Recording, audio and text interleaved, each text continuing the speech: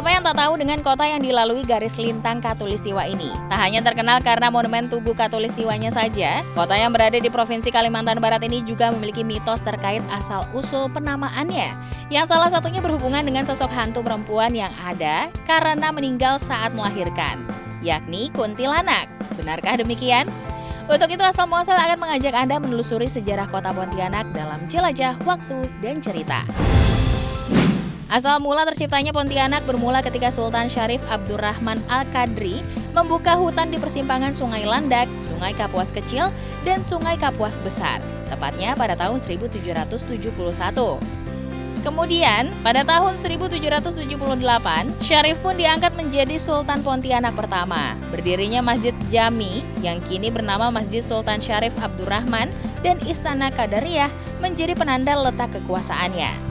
Menurut sumber lain, sejarah kota Pontianak memiliki perbedaan dengan sejarah yang banyak beredar saat ini. Belanda masuk ke Pontianak pada tahun 1194 Hijriah dari Batavia, kemudian Syarif Abdurrahman meninggalkan kerajaan Mempawah dan mulai hidup merantau. Saat berada di wilayah Banjarmasin, Syarif menikah dengan adik Sultan Banjar, Sunan Nata Alam, dan dilantik sebagai pangeran.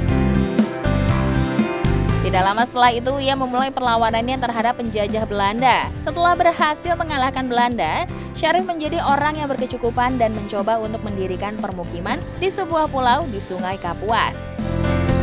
Ia juga menemukan cabang dari Sungai Landak yang kemudian ia kembangkan menjadi pusat perdagangan yang makmur. Wilayah inilah yang kemudian dikenal dengan nama Pontianak.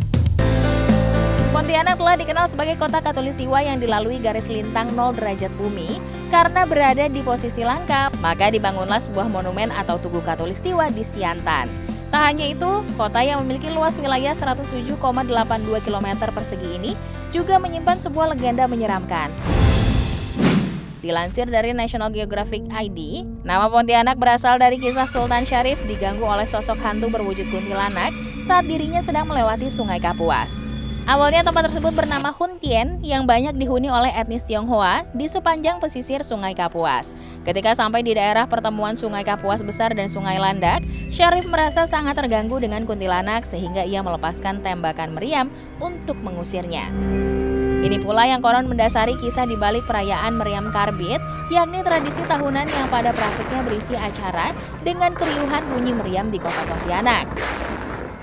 Selain itu, sebagian masyarakat juga percaya bahwa asal-usul Pontianak berasal dari legenda masyarakat Melayu dengan mengambil nama dari kata pohon-pohon punti yang berarti pohon-pohon tinggi karena pada masa itu wilayah Pontianak memang dikelilingi oleh pohon-pohon tinggi. Sedangkan lainnya mengatakan bahwa Pontianak berarti pintu anak karena daerah tersebut menjadi gerbang pembatas antara Sungai Kapuas dan Sungai Landak. Tak hanya mitos seputar nama kotanya saja, Pontianak juga diliputi cerita mistis. Berikut ini kami rangkum untuk Anda. Jembatan Benteng. Jembatan yang terletak di Mempawah, Pontianak, Kalimantan Barat ini kerap kali dianggap menjadi penyebab dari sebuah kecelakaan yang memakan korban jiwa. Hal ini terjadi lantaran jembatan ini berdekatan dengan sebuah tikungan tajam, maka tak heran jika masyarakat setempat menjulukinya sebagai jembatan Raja Iblis dan tikungan maut. Tak hanya karena tikungannya saja yang tajam, menurut masyarakat setempat kejadian naas yang terjadi di sana ada sangkut pautnya dengan kisah mistis. Salah satu kisah mistis yang menyebar di masyarakat terkait jembatan ini ialah adanya sosok hantu tanpa kepala yang tiba-tiba menampakkan dirinya di tengah-tengah jembatan. Keberadaan hantu itu dianggap menjadi penyebab dari terjadinya kecelakaan di area jembatan ini. Kejadian mistis selanjutnya berkaitan dengan keberadaan makhluk misterius bernama Puaka atau Puake. Menurut para budayawan, Puake berasal dari bahasa Melayu yang berarti besar atau raksasa. Keberadaan Puake sebagai makhluk penunggu Sungai Kapuas konon telah ada sejak zaman nenek moyang bangsa Indonesia. Beberapa orang meyakini Puake merupakan makhluk yang sama sekali tidak mengganggu manusia, tetapi sebagian orang juga mempercayai bahwa Puake bisa saja meminta tumbal di waktu-waktu tertentu. Makhluk ini sering dikaitkan dengan berbagai kecelakaan misterius seperti kapal dari pelabuhan Sangki menuju ke Tapang yang karam dikaitkan dengan adanya Puake yang konon menjadi penunggu Sungai Kapuas. Hingga sekarang tidak ada yang tahu persis bagaimana wujud dari Puake sebenarnya. Ada yang mempercayai Puake ialah hewan biasa yang berukuran raksasa dan selalu bersembunyi karena tempat persembunyiannya di air yang dalam, maka tidak ada yang bisa menemukannya.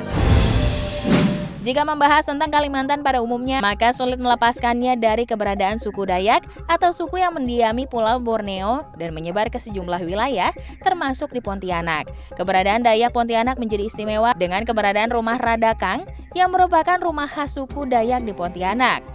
Rumah dengan ketinggian 7 meter dan panjang sekitar 188 meter ini menjadi salah satu ikon kota Pontianak, di mana terdapat 6 pilar besar lengkap dengan patung burung enggang gading yang bertengger di bagian atasnya. Burung endemik Kalimantan ini adalah sebagai simbol kekuatan dan kegagahan oleh suku Dayak di Kalimantan Barat.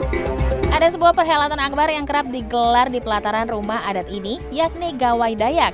Gawai Dayak merupakan satu-satunya peristiwa budaya Dayak yang dilaksanakan secara rutin setiap tahun di kota Pontianak. Dalam event Gawai, selain acara inti yakni Nyangahatan atau pembacaan mantra, juga ditampilkan berbagai bentuk budaya tradisional seperti berbagai upacara adat, permainan tradisional, dan berbagai bentuk kerajinan yang juga bernuansa tradisional. Mengunjungi Pontianak maka tak lengkap jika tak mencicipi kuliner khasnya. Ada beberapa sajian makanan yang menjadi menu andalan kota Khatulistiwa ini. Di antaranya adalah sotong pangkong. Sotong pangkong sendiri memiliki cara pembuatan yang sangat sederhana, yaitu cukup dengan memukul-mukul sotong kering hingga dagingnya menjadi emping, lalu sirami dengan kuah sambal kacang khas Pontianak. Meski terbilang sederhana, makanan tradisional khas Pontianak ini memiliki cita rasa gurih yang unik. Berikutnya ada kue kantong semar yang merupakan makanan ringan khas Pontianak dan berasal dari pedalaman dan pesisir Kalimantan Barat. Dinamai kantong semar karena makanan khas Pontianak ini menggunakan tanaman kantong semar untuk membungkus bahan-bahan dari makanan ini. Kue kantong semar sendiri terbuat dari adonan beras pulut dan juga kacang merah yang dikukus. Kuliner asal Pontianak ini sangat unik hingga layak masuk daftar kuliner khas Pontianak yang wajib dicicipi. Saat berkunjung ke kota Pontianak, Anda akan menemukan banyak sekali produk olahan lidah buaya. Sebab lidah buaya adalah komoditas utama Pontianak dan salah satu olahan populernya adalah es lidah buaya, yaitu minuman segar berisi potongan daging aloe vera yang menyehatkan dan tentunya paling cocok dinikmati saat berada di kota Khatulistiwa. Itulah rangkaian sejarah Pontianak beserta mitos yang mengiringi kota Khatulistiwa ini. Juga beragam serba-serbi mengenai kebudayaan serta sederet kuliner khasnya.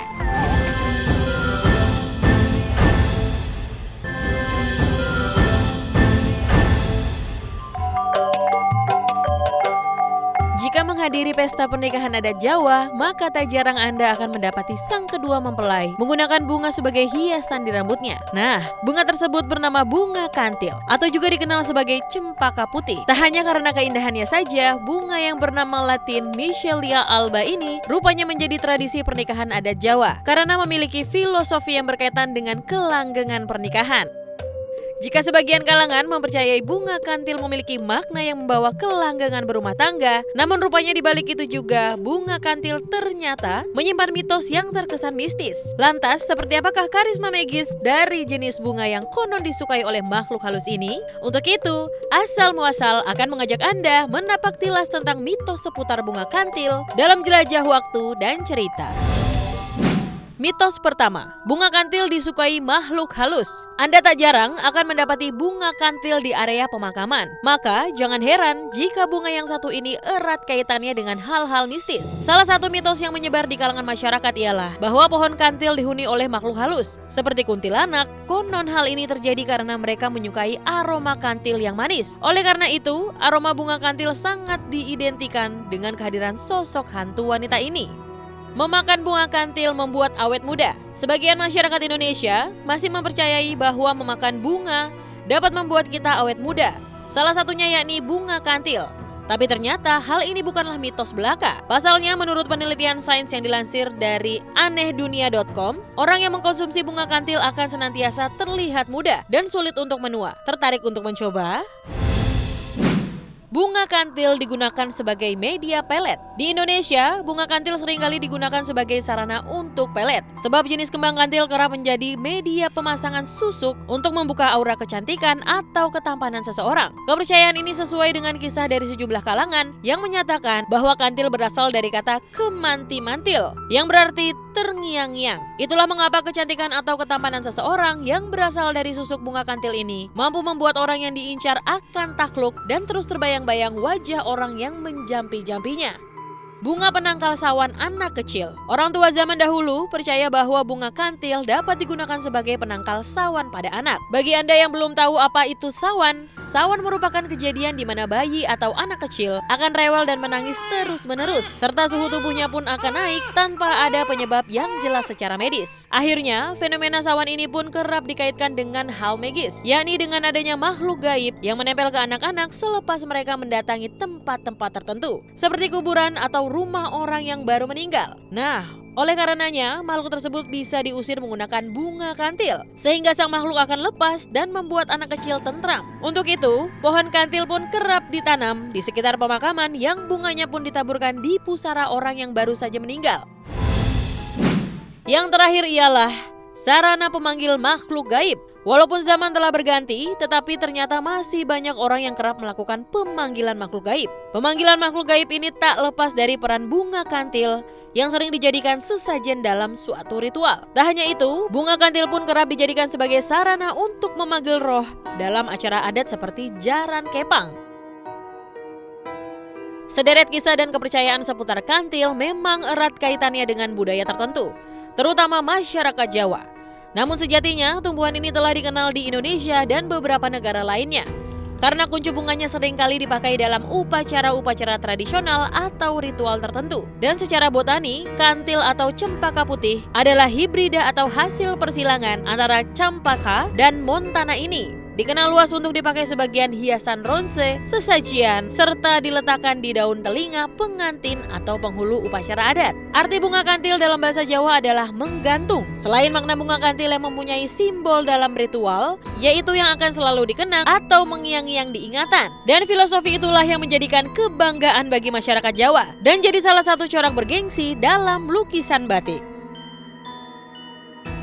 Tak hanya di Jawa, rupanya tanaman kantil mempunyai beberapa nama lokal di berbagai daerah di Indonesia. Di antaranya orang Sunda menyebutnya sebagai cempaka bodas, sedang orang Madura menyebutnya sebagai campaka. Di Aceh namanya pun cukup berbeda, yakni jumpa gadeng. Sedangkan di Makassar, warga setempat mengenalnya dengan sebutan bunga eja kebo atau bunga eja mapute untuk masyarakat Bugis. Lain di Sulawesi, lain pula di Maluku Utara, di mana warganya mengenal bunga kantil ini dengan nama Cepaka Bobudo di Ternate dan Capaka Bobulo di Tidore. Pohon kantil memang tumbuh dengan baik di dataran Asia yang beriklim tropis, sehingga bunga kantil banyak ditanam masyarakat di halaman atau pekarangan rumah. Bahkan tanaman ini yang menjadi flora identitas Provinsi Jawa Tengah, di mana bunga kantil mempunyai nilai tradisi yang erat bagi masyarakatnya yang menggunakan kantil pada upacara perkawinan, terutama sebagai hiasan sanggul dan keris. Bunga kantil juga digunakan pada upacara kematian dan tabur bunga atau nyekar. Selain mitos menyeramkan serta sejarah dari bunga kantil, ternyata bunga ini pun juga memiliki manfaat untuk tubuh Anda. Apa sajakah itu? Yang pertama, mengatasi gangguan pencernaan dan perut kembung. Bagi Anda yang mengidap gangguan pencernaan seperti sakit MAH, perut mual, perut kembung, serta masalah lambung lainnya, Anda bisa mencoba membuat dan mengkonsumsi ramuan berbahan dasar bunga kantil. Selanjutnya, bunga kantil bisa mengobati vertigo. Vertigo merupakan kondisi di mana kepala terasa pusing dan merasa sekelilingnya berputar. Bunga kantil ini bisa menjadi obat bagi seseorang yang mengalami vertigo. Dengan mengkonsumsi air rebusan bunga kantil, di mana aroma dan kandungan yang terserat di dalamnya dipercaya mampu meredakan nyeri vertigo. Bunga kantil sebagai pewangi rambut dan badan. Beberapa orang masih sering menggunakan kembang kantil sebagai hiasan di rambut. Selain menjadi hiasan, bunga kantil yang ditempelkan di rambut juga akan membuat rambut menjadi harum. Tak hanya itu, selain mengharumkan rambut, bunga kantil juga memiliki manfaat lainnya loh, yakni mengurangi bau badan yang tak sedap.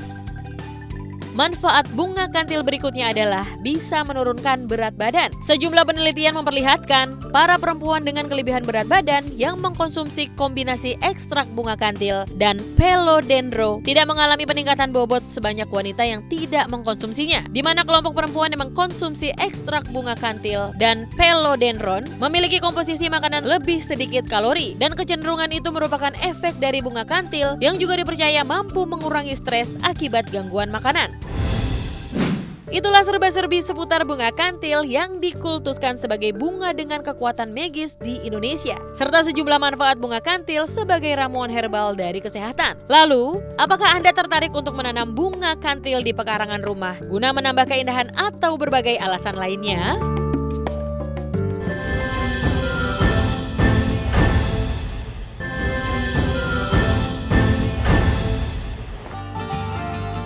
Kuliner di Indonesia sangat banyak dan beragam, mulai dari makanan pokok hingga kudapannya. Dan dari beraneka pilihan kuliner, satu yang menjadi hal wajib adalah nasi beserta lauk dan sayurannya. Membahas mengenai sayur, menu Nusantara juga punya daftar panjang dalam pengolahan sayur mayur yang melimpah di negeri ini. Dan salah satu yang terkenal ialah sayur lodeh. Namun benarkah sayur berkuah dengan cita rasa gurih dan nikmat ini juga mengandung sejarah yang unik? Kira-kira bagaimanakah perjalanan semangkuk sayur lodeh yang Anda santap saat ini bermula? Untuk itu, Asal Muasal akan mengajak Anda menelusuri jejak sejarah sayur lodeh dalam jelajah waktu dan cerita. Secara historis, sayur lodeh muncul sejak abad ke-16 dan 17, di mana kala itu bangsa kita mulai membudidayakan varian pangan lokal, seperti jagung hingga kacang panjang. Seiring berjalannya waktu, muncul kreativitas dari masyarakat dengan berinisiatif membuat panganan khas Nusantara.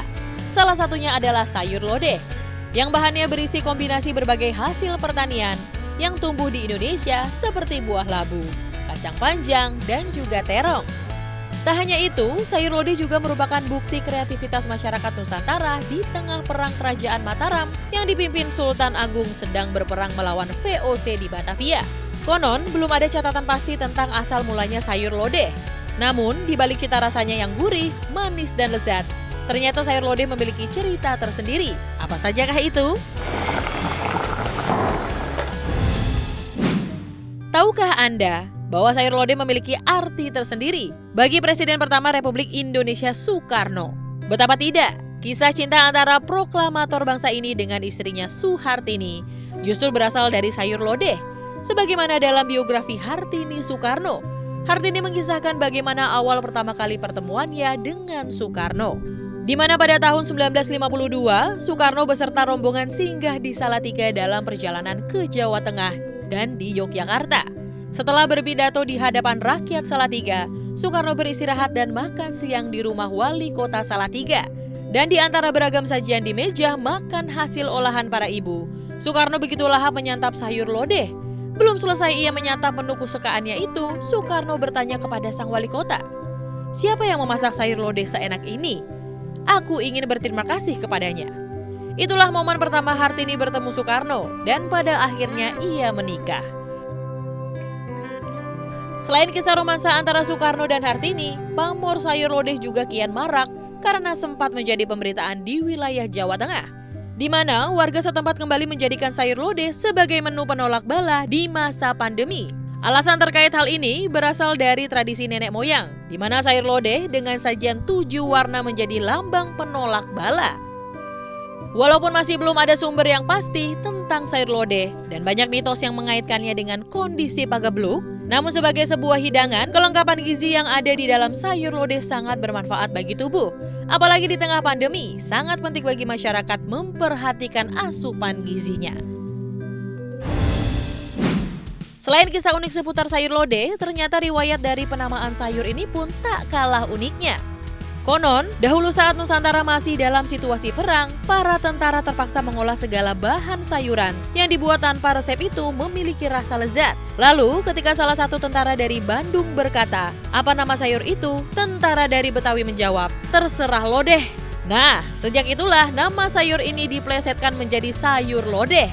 Benar tidaknya sejarah ini tentu saja tidak mengurangi rasa dalam racikan sayur lodeh yang kerap kita nikmati ini ya. Lebih lanjut, rupanya terdapat beragam pengolahan sayur lodeh di setiap wilayah, yang justru menjadi ciri khas sekaligus menjadi ikon kulinernya. Dan berikut deretan sayur lodeh khas Indonesia yang rasanya dijamin bisa menggugah selera Anda. Apa sajakah itu? Pertama, ada sayur lodeh Betawi. Sayur lodeh Betawi yang khas ini memiliki warna yang terang dan menarik dengan warna orange yang menggugah selera Anda. Biasanya, sayur lodeh Betawi ini dibuat dengan isian utama berupa buah melinjo, daun melinjo, kentang, labu siam, dan kacang panjang. Nah, sayur lodeh Betawi ini memiliki keunikan tersendiri yang terdapat daging sapi tetelan, telur, dan ebi kering atau udang sebagai bahan pelengkapnya.